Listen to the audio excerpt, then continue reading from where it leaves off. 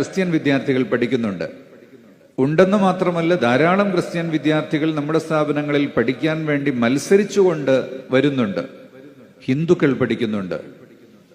ശബരിമലയിൽ പോകുന്ന കാലത്ത് ഹിന്ദുക്കൾക്ക് കറുത്ത വസ്ത്രം ധരിക്കുന്നതിന്, അവർക്കൊരു മാസമോ 2 മാസമോ ഒക്കെ കറുത്ത വസ്ത്രം ധരിച്ചു വരുന്നതിന് നമ്മുടെ കലാലയങ്ങളിൽ യാതൊരു വിലക്കും ഏർപ്പെടുത്താറില്ല എന്നല്ല, അതൊരാദരവോടുകൂടിയാണ് കാണുന്നത്.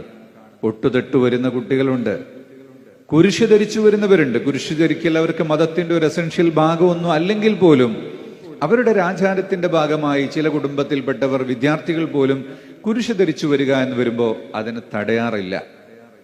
സ്കൂളില്, മുസ്ലിം മാനേജ്മെന്റ് സ്കൂളുകളിൽ തൊപ്പി ധരിക്കുന്നത് ചിലയിടങ്ങളിൽ അത് യൂണിഫോമിന്റെ ഭാഗമായിട്ട് പുസ്തകങ്ങളിൽ, പ്രോസ്പെക്ടസുകളിൽ എഴുതി വെച്ചിട്ടുള്ളതാണ്. അതുപോലെ പെൺകുട്ടികൾക്ക് തലമറക്കുന്നതും എഴുതി വെച്ചിട്ടുള്ളതാണ്. എന്നാൽ അതേ സ്കൂളിൽ വരുന്ന അമുസ്ലിം വിദ്യാർത്ഥികളെ തൊപ്പി വയ്ക്കാനോ വിദ്യാർത്ഥിനികളെ തലമറക്കാനോ നിർബന്ധിക്കാറില്ല എന്ന് മാത്രമല്ല, ചെറിയൊരു പ്രേരണ പോലും അവർക്ക് നൽകാറില്ല. കാരണം അതവരുടെ മതത്തിന്റെയോ ആചാരത്തിന്റെയോ സ്വാതന്ത്ര്യമാണ്, അതവർ പാലിച്ചു കൊള്ളട്ടെ എന്ന് തന്നെയാണ് വെക്കുന്നത്.